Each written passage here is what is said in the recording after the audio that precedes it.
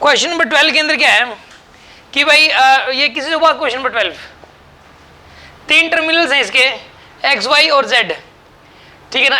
X terminal की voltage दे रखी है आपको, एक्स टर्मिनल की वोल्टेज दे रखी है आपको V naught sine omega T, V naught sine omega T, और वाई टर्मिनल की वोल्टेज भी दे रखी है आपको, ये देखिए V naught sine omega T plus 2π/3, V naught sine omega T plus में 2π/3, और एक वी जेड की वैल्यू भी दे रखी है V naught sine omega T plus 4π/3, ठीक है जी। अभी क्या कह रहा है कि एक वो जोड़ दिया गया वोल्ट मीटर, और वोल्ट मीटर क्या रीड करेगा, वो आरएमएस वैल्यू रीड करता है। वैसे मतलब जो है ना यहाँ पे वोल्ट मीटर की रीडिंग बताओ, अगर उसका एक्स और वाई के बीच में जोड़ दें, वाई और जेड के बीच में जोड़ दें, और जेड और एक्स के बीच में जोड़ दें, एक्स वाई वाई जेड और जेड एक्स होना चाहिए ना। यहाँ पे ये क्या लिख दिया, क्या कह रहे हो? डी ऑप्शन में क्या दे रखा है इसने, डी ऑप्शन में दोबारा से एक्स वाई दे दिया, हाँ ठीक है, दोबारा से एक्स वाई दे दिया। तो इस केस के अंदर जो है ना इसने बोला कि भाई क्या होगा, मतलब देखो मैं आपको बताता हूँ, आप टर्मिनल मतलब क्या समझते हो? देखो टर्मिनल मतलब कोई पॉइंट है, जैसे ये वाला है, ये पॉइंट है, एक ये वाला पॉइंट है, एक ये वाला पॉइंट है, ठीक है जी। इस पॉइंट की जो वोल्टेज है ना वो वी एक्स है, इस पॉइंट की वोल्टेज है वी वाई, और इस पॉइंट की वोल्टेज है वी जेड, ठीक है जी। ये वी एक्स की वैल्यू इतनी रही, वी वाई की वैल्यू इतनी है, और वी जेड की वैल्यू इतनी है। अब इसके बीच में जोड़ दिया जी वोल्ट मीटर, वी एक्स और वाई के बीच में एक वोल्ट मीटर जोड़ दिया जी, जोड़ दिया ना वोल्ट मीटर के बीच में, ठीक है। अब ये जो वोल्ट मीटर होगा इसका भी खुद इसका एक रेजिस्टेंस होगा, इसका खुद का भी तो एक रेजिस्टेंस होगा ना, समझ रहे हो बात को? अच्छा अब एक बात बताओ, यहाँ पे अगर ये देखो मतलब मान लो इसके अंदर निकालना है आपको V Y minus V X निकालना है। देखो V Y minus V X, तो क्या करना पड़ेगा, एक्स से वाई की तरफ जाओगे, सुनो तो आप इसमें ऐसे लिख सकते हो, मान लो देखो current is flowing, let is current is flowing here, current is flowing from Y to X, मान लेते हैं एक बार Y to X current flow कर रहा है। तो करंट फ्लो कर रहा है जहाँ से करंट एंट्री हुई प्लस, और जहाँ से बाहर निकले माइनस, ऐसा करना पड़ता है ना हमें। तो इसमें ऐसा करो, अब आप इसमें लिखोगे, देखो वी वाई लिखोगे, वी वाई माइनस में वी लिखोगे आप, माइनस वी, यहाँ का वोल्ट, यहाँ का जो पोटेंशियल है वो वी वाई है, इसके across potential difference minus V, और कहाँ पहुँच गए आप, वी एक्स पहुँच गए ना, वी एक्स नहीं पहुँच गए, यानी कि वी की वैल्यू कितनी आएगी, यहाँ से वी की वैल्यू, वी को इधर ले जाओ, V Y minus V X आएगी, वी की वैल्यू ये आएगी V Y minus V X. अब आप सुनो, इसमें ना इसका फेजर डायग्राम बनाओ, अब आप यहाँ पे इसका फेजर डायग्राम बनाइए, इसका फेजर डायग्राम बनाओ, इसका वी एक्स तो देखो यहाँ लगाओगे आप, V naught sine omega T यहाँ बनाओगे, और इसका जो ओमेगा टी प्लस 2π/3 तो इधर बनेगा, ये वी नोट इधर बनाओगे। ये वाला एंगल कितना है अभी यहाँ पे 2π/3, 2π/3 यानी कि 90 प्लस में 30, 90 प्लस 30 डिग्री हो गया। अब सुनो, ये तो है यहाँ पे वी वाई, और यहाँ पर ये क्या है वी एक्स है, वी की वैल्यू क्या है यहाँ पे V Y minus V X, तो वी एक्स की डायरेक्शन पलटोगे आप यहाँ पे, फिर रिजल्टेंट दोगे, वी एक्स की डायरेक्शन पलट दो आप यहाँ पे ऐसे, ठीक है ना, इनकी डायरेक्शन पलट दी यहाँ पे वी एक्स की, ये वी नोट इस तरफ, एंगल कितना बच गया ये वाला 60 बच गया। अब इनका रिजल्टेंट दे लो, रिजल्टेंट कितना है यहाँ पे √3 वी नोट, क्या आएगा इसका रिजल्टेंट √3 वी नोट, ये इसके अक्रॉस पीक वोल्टेज आएगी, क्योंकि इसकी भी आपने पीक वोल्टेज उठाई थी वी नोट, इसकी भी पीक वोल्टेज उठा रखी है, तो इसके अक्रॉस पीक वोल्टेज कितनी आएगी बताइए √3 वी नोट। तो आरएमएस वैल्यू कितनी आ जाएगी, आरएमएस वैल्यू बताइए √3 V naught by √2, peak value को √2 से डिवाइड कर दो, यानी एक्स और वाई के बीच में जो वोल्टमीटर जुड़ेगा उसकी जो रीडिंग आएगी वो ये वाली आएगी, समझ रहे हो ना बात को, कि आरएमएस उसकी रीडिंग ये वाली आएगी, क्योंकि वो आरएमएस वैल्यू मेजर करता है। तो एक तो इसका आंसर ये वाला हो गया ए। अच्छा अब सुनो, आप यही वाला काम जैसे वाई और जेड के लिए करें तो अब यही आंसर आना है, एक्स और जेड के लिए करें तो लगाएगा शायद, वाई और जेड के लिए करते हैं एक बार यही वाला सेम। देखो पहला ए ऑप्शन तो इसके अंदर क्या हो गया करेक्ट हो गया, देखो बी गलत कैसे है, अभी बी को प्रूव कर रहे हैं हम लोग, how the B is wrong. सुनो बी के केस में इसने बोला है वाई और जेड बोला है, इसने वाई और जेड बोल दिया, तो समझ आ गया ना आपको ये वाला, या दोबारा बताऊं? ये ऐसे ही करना होता है भाई, थोड़ा सा ये वाला जो क्वेश्चन है ये थोड़ा सा अलग तरीके का क्वेश्चन है। वाई और जेड के केस में ये मान लो वाई है जी और ये जेड है, ये वी वाई है यहाँ का पोटेंशियल और यहाँ का potential V Z, V Y की वैल्यू ये, वी जेड की वैल्यू ये वाली है, बीच में लगा दिया वोल्ट मीटर, ठीक है जी, ये वोल्ट मीटर लगा दिया, करंट मान लो ऐसे जा रहा है, यहाँ प्लस यहाँ माइनस। अब ऐसा करो, अब ऐसा करोगे आप वी जेड माइनस में V is equal to V Y, तो V Z minus V Y की वैल्यू कितनी हो जाएगी यहाँ पे वी के बराबर, ठीक है। अब फेजर डायग्राम बनाओ वापस के इसके अंदर, फेजर डायग्राम बनाइए। फेजर डायग्राम में देखो वी वाई कितना, ये रेफरेंस है, रेफरेंस से 2π/3 एंगल पर, रेफरेंस से 2π/3 एंगल पे यानी कि 30 डिग्री। यहाँ पर ये वी नोट दिखाओगे आप। वी जेड है 4π/3, 4π/3 का मतलब कितना हो जाएगा बताइए। अब 4π/3 का मतलब क्या है, हाँ 240 ना, 60 आएगा यहाँ पे, ऐसे इधर से 60 आएगा, और ये भी क्या यहाँ पे 60 है। समझ रहे हो ना बात को, ये आएगी तरह आएगी वी नोट ये वोल्टेज, ठीक है। ये क्या है यहाँ पे वी वाई एम, और ये क्या यहाँ पे वी जेड है। 180 + 60 240 होता है, ठीक है। और 4π/3 भी 240 होता है, ये 270 होता है, 4π3 240 होता है, 240। अब सुनो, अब निकालना है आपको V Z minus V Y, V Z minus V Y की डायरेक्शन पलटोगे ना आप, वी वाई की डायरेक्शन पलट दो आप। वी वाई की अगर डायरेक्शन पलट दी जाए तो इस तरफ आएगा ये वाला एंगल कितना बनेगा अब 60 डिग्री, 60 डिग्री बनेगा यार। ये वाला पूरा देखो 180 है, ये 60, ये 60 तो ये 60 बनेगा। तो यानी और इसकी पीक वैल्यू कितनी यहाँ पे वी नोट है, इसकी पीक वैल्यू कितनी थी वी जेड की वी नोट है। तो ये वी नोट और ये वी नोट, इनके बीच एंगल 60 डिग्री, तो रिजल्टेंट कितना आया इनका √3 वी नोट। इसकी पीक वैल्यू फिर से √3 वी नोट है, बट जो आरएमएस वैल्यू है वो कितनी हो जाएगी बताइए फिर से √3 वी नोट बाय √2। समझ रहा, वाई और जेड के बीच में भी अगर जोड़ दिया जाए इन दोनों टर्मिनल्स के बीच में एक वोल्ट मीटर को, तो ऐसे केस में वो इतना ही रीड करेगा। तो ये गलत दे रखा है, ठीक है। ऐसे एक्स और जेड के लिए कर लोगे आप, in the same way x और जेड के लिए पूछ लेता तो मैं करके बता दे रहा हूँ, हालांकि इसने ऑप्शन भी नहीं दे रखा, बाय द वे दे देता, ठीक है। तो प्रैक्टिस में क्या जाता है, क्योंकि एक डिफरेंट टाइप का क्वेश्चन है ये वाला, ठीक है ना, एक अलग सा ही क्वेश्चन है।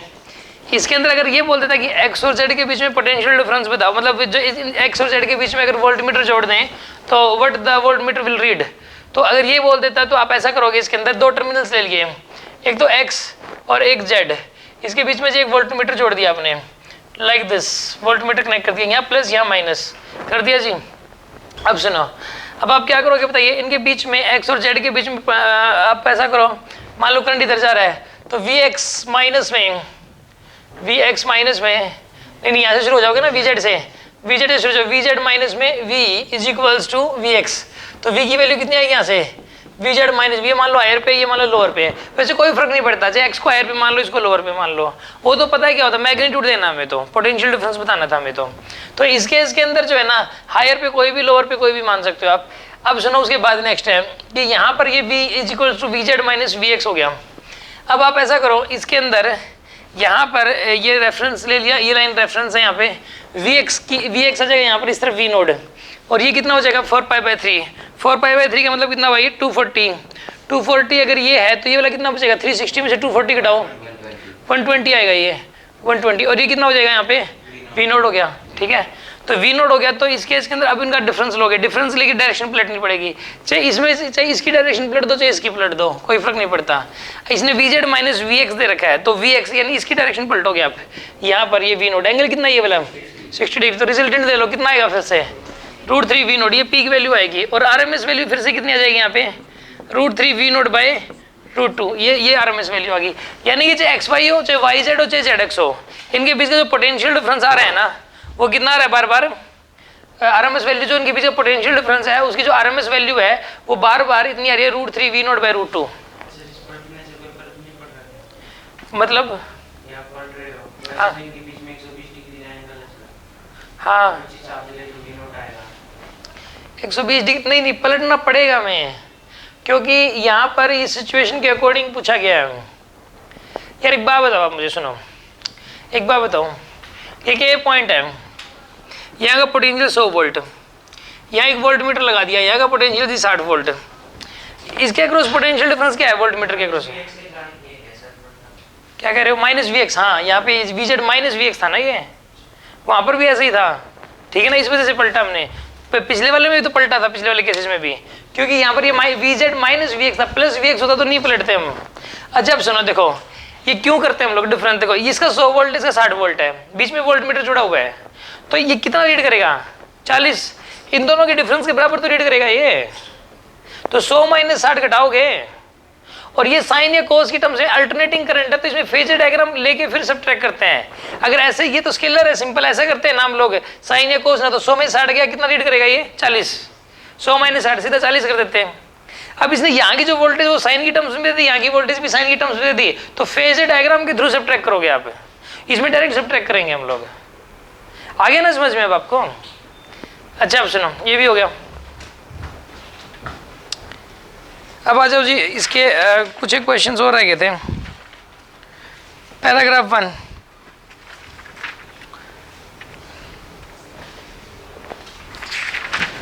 हो रहा है पैराग्राफ 2, बोलो। तीनों की सेम आ गई है। अगर हम इनको एक लूप में मान लेते हैं, 3 पॉइंट तीनों का अगर जोड़ दें तो वो तो गिवे फेल होगा। सुनो पहली चीज तो आप जो है ना, इन 3 टर्मिनल अलग अलग हैं, तीनों का आपस में कोई कनेक्शन नहीं है। यहाँ से एक टर्मिनल कहीं जाए, एक वायर है यहाँ पर, ये एक टर्मिनल है, कोई पता नहीं कोई सर्किट होगा कि वायर यहाँ पे लगा दी, एक यहाँ पे 3 टर्मिनल्स हैं अलग अलग। ये 3 टर्मिनल्स हैं X, Y और Z, ठीक है। मतलब मान लो यहाँ का जो पोटेंशियल दे दिया कुछ, यहाँ का भी दे दिया कुछ, यहाँ का भी दे दिया कुछ। अगर इसमें ये 100 वोल्ट दे दिया, ये 60 वोल्ट दे दिया, ठीक है, और ये 40 वोल्ट दे दिया, ठीक है। कोई ये कहते हैं इन दोनों जो वोल्ट मीटर जुड़ता है वो तो 2 के अक्रॉस से जुड़ता है, 3 के अक्रॉस से जुड़ेगा नहीं। या तो इन दोनों के बीच में जुड़ेगा वोल्ट मीटर, या इन दोनों के बीच में जुड़ेगा, या इन दोनों के बीच में जुड़ेगा। ये कह दिया कि इन दोनों के बीच में जोड़ दिया, क्या रीड करेगा वो? इसका आंसर वो 40 रीड करेगा। कोई कहते हैं कि इन दोनों के बीच में जोड़ दिया, क्या रीड करेगा वो? 20 रीड करेगा। इन दोनों के बीच में जोड़ दिया, क्या रीड करेगा वो? 60 रीड करेगा, ठीक है।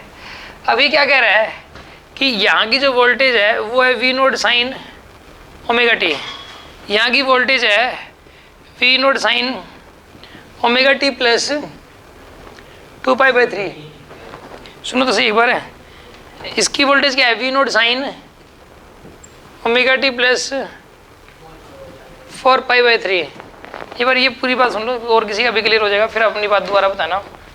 ये कह रहा है वोल्ट मीटर इनके बीच में जोड़ दिया तो क्या रीड करेगा वो? तो इन दोनों के डिफरेंस के बराबर, इन दोनों का डिफरेंस लिया, लेकिन वो हम डायरेक्ट नहीं कर सकते, इसमें से ये सब्ट्रैक्ट है, वो फेजर डायग्राम के थ्रू डिफरेंस होएगा इनका, डायरेक्ट डिफरेंस हो ही नहीं सकता। ऐसे ही कोई कहेगी इन दोनों का डिफरेंस लो, इसमें जो वोल्ट मीटर जोड़ दिया वो जो रीड करेगा वो इन दोनों के डिफरेंस के बराबर रीड करेगा। तो इनका जो डिफरेंस लेंगे वो फेजर डायग्राम के थ्रू लेंगे, इसलिए हमने फेजर डायग्राम बनाया। और ऐसे ही इनके बीच में जोड़ दिया तो उनका जो डिफरेंस लेंगे वो उनके थ्रू लिया आपने, फेजर डायग्राम के थ्रू। तो आंसर हर बार कितना आ रहा था? वही वाला आ रहा था। और ये volt meter RMS value read करता है, तो क्या रीड करेगा ये पूछता ना, इन दोनों के बीच में पोटेंशियल डिफरेंस क्या है? तो फिर वो डिवाइड बाय √2 नहीं करते, हम सीधा निकाल देते फेजर डायग्राम के थ्रू। बट इसने ये बोल दिया कि वोल्ट मीटर रीड क्या करेगा, तो डिवाइड बाय √2 करना पड़ा। हाँ जी, अब अपनी बात बोलो। अब जैसे जो एग्जांपल मैंने लिया था उसमें हमने पहले 40 लॉस किया, फिर 20 लॉस किया, फिर 60 गेन किया। तो अगर हम उसी पॉइंट पर वापस आ गए हैं तो कोई पोटेंशियल डिफरेंस क्रिएट नहीं होगा। तो फिर पता क्या हुआ होगा? और इसमें यहाँ लूप जोड़ो, ये ऐसे जोड़ोगे, यहाँ पे ऐसे जोड़ोगे, तो पता क्या होगा?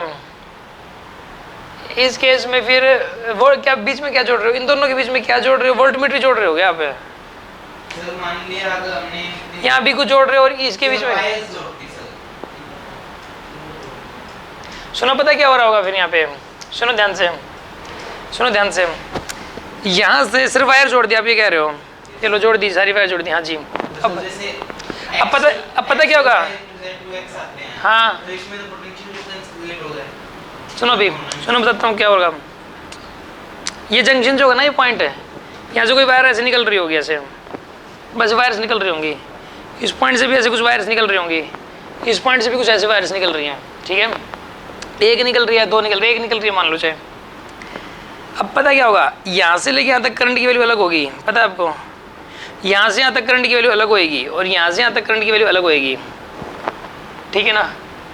यहाँ से यहाँ तक करंट की वैल्यू कुछ इतनी होगी कि इस वायर का जो भी रेजिस्टेंस थोड़ा बहुत तो होगा ही ना, कि वो IR की जो वैल्यू I1R, तो I1 आपको क्लोज करंट तो सेम ही होना चाहिए। अकेला लूप थोड़ा ना, ये वायर भी तो जुड़ी हुई हैं, या तो यहाँ से आ जाएगा, जैसे I2 मान लो I3 कम I2 से, तो I2 का कुछ पार्ट इधर चला गया, और मान लो I3 ज़्यादा I2 से, तो यानी थोड़ा बहुत आया होगा यहाँ से कहीं से।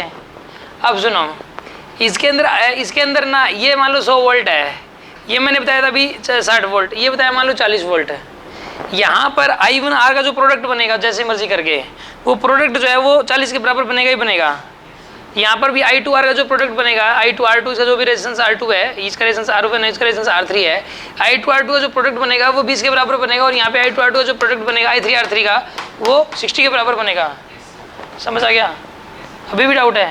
सर ये तो बन गया, जैसे इसमें तो सर पहले -40 हुआ, फिर -20, रुको, पहले 40 कम हो गया, फिर 20 कम हो गया, हाँ, और फिर +60, तो नेट अगर हम दोबारा उसी पॉइंट पे जाते हैं तो नेट 0 है।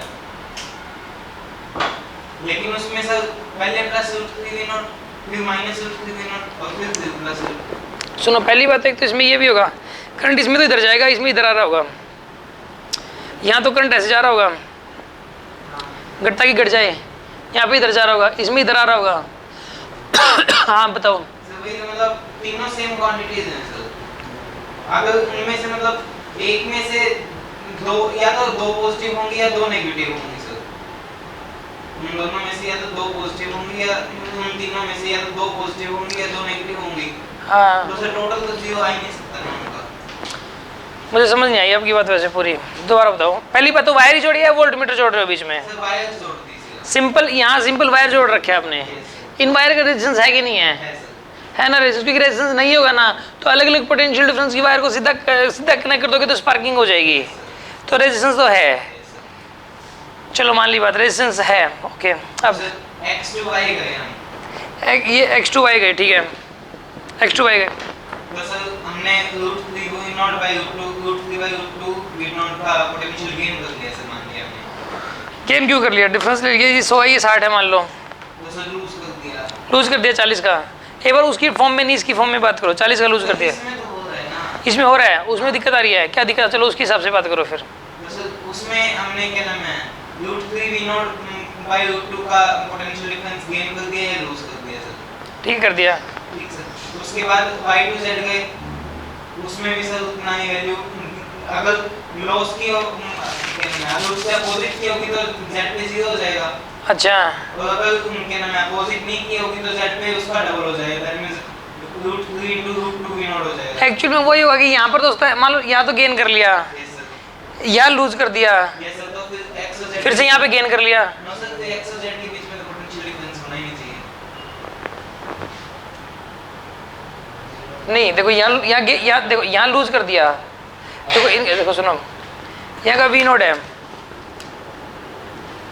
यहाँ का हो गया V0 + √3 V0/2, गेन कर लिया, यहाँ लूज कर दिया, कितना हो गया? V0 -√3 V0 बाय, सर दोबारा V0 ही हो जाएगा, यहाँ का कितना हो गया वापस से? V0, तो X और Z के बीच में तो पोटेंशियल वो नहीं चाहिए, अच्छा।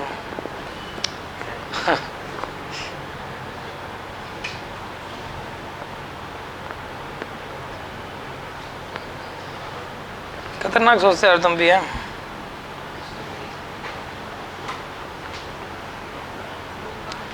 भाई ये अल्टरनेटिंग सिस्टम है यार, इसमें हम इसको शायद स्केलर की तरह ट्रीट कर रहे हैं, सिंपल पोटेंशियल की तरह ट्रीट कर रहे हैं, और है ही अल्टरनेटिंग।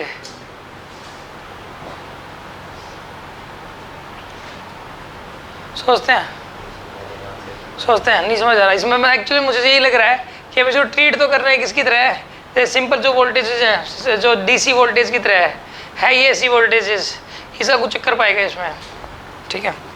चलो